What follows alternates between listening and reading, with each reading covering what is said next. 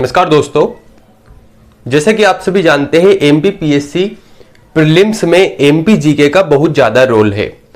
तो मैंने क्या किया है, यहाँ पर आप जानते हैं मैंने एक सीरीज शुरू की थी, लेकिन चूंकि मैं देख पा रहा था कि 20 से 25 दिनों में कंप्लीट एमपी जीके का रिवीजन हम नहीं कर पा रहे थे। ऐसी स्थिति से निपटने के लिए मैंने यहाँ पर एमपी जीके से संबंधित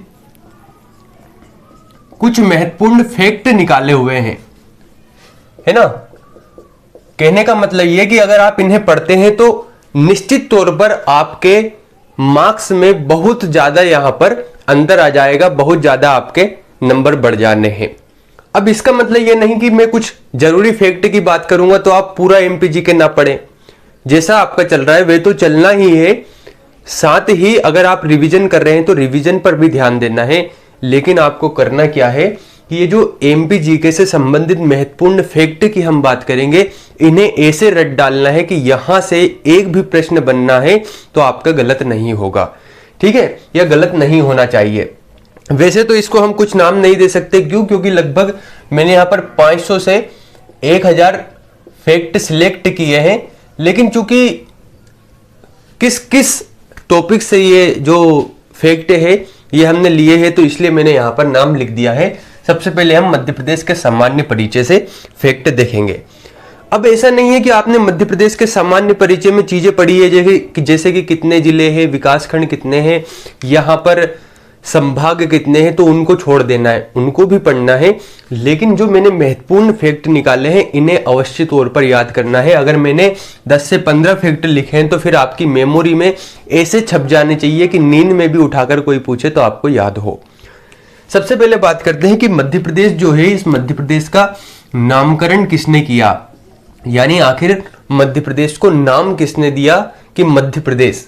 तो मध्य प्रदेश जो नामकरण किया वे किया पंडित नेहरू ने, यानी पंडित जवाहरलाल नेहरू द्वारा मध्य प्रदेश का नामकरण किया गया। मध्य प्रदेश के कुछ उपनाम हैं। उपनाम का मतलब जैसे आपका एक नाम होगा, ऐसे ही आपको घर में पड़ोसी रिश्तेदार कुछ अलग नामों से भी जानते हैं। गोलू, छोटू, मोटू कुछ भी हो सकता है।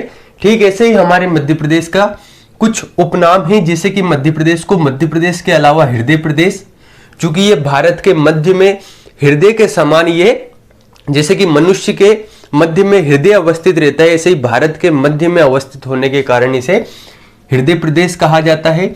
सोया प्रदेश आप जानते हैं, सोया यानी सोयाबीन एक फसल है जिसका मध्य प्रदेश में सर्वाधिक उत्पादन होता है, इसलिए इसे सोया प्रदेश कहा जाता है। इसे मध्य भारत कहा जाता है। मध्य भारत क्यों कहा जाता है, हमने पुनर्गठन में पढ़ा था। और इसे ही टाइगर स्टेट यानी कि बाघों की अत्यधिकता के कारण इसे टाइगर स्टेट कहा जाता है। नेक्स्ट है जलवायु। जलवायु की अगर हम बात करते हैं तो बहुत ज्यादा प्रश्न बनता है कि मध्य प्रदेश की जलवायु कैसी है, तो आपको ध्यान रखना है समशीतोष्ण मानसूनी जलवायु है। मध्य प्रदेश में कुछ राजकीय पशु पक्षी वृक्ष घोषित किए गए हैं, जिसमें मध्य प्रदेश का राजकीय जो पक्षी है वह है दूधराज। दूधराज को साहे बुलबुल भी कहा जाता है, इसे पैराडाइज फ्लाई क्लेचर भी कहा जाता है, ध्यान रखना है। राजकीय मछली महासीर, राजकीय खेल मलखंभ, ठीक है। इसके अलावा मध्य प्रदेश में विधानसभा की टोटल 230 सीटें हैं, लोकसभा की 29 सीटें हैं, राज्यसभा की 11 सीटें हैं। यहां पर बहुत कंफ्यूजन होता है, आपको ध्यान रखना है, लोकसभा की है 29 सीटें और राज्यसभा की है 11 सीटें।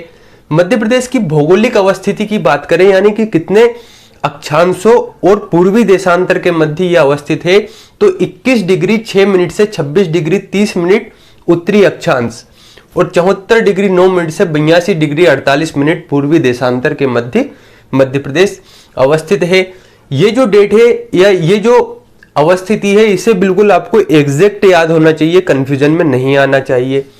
फिर मध्य प्रदेश के पशु पक्षी और वृक्ष, इन तीनों को एक बात आपको ध्यान रखना है कि मध्य प्रदेश का जो पशु है जिसे हम बारहसिंगा कहते हैं, पक्षी यानी दूधराज, वृक्ष यानी कि वट वृक्ष या बरगद, ये सभी मध्य प्रदेश के राजकीय पशु पक्षी और वृक्ष हैं और इन्हें मध्य प्रदेश की 25वीं वर्षगांठ पे यानी कि नवंबर 1981 में घोषित किया गया 1 नवंबर को।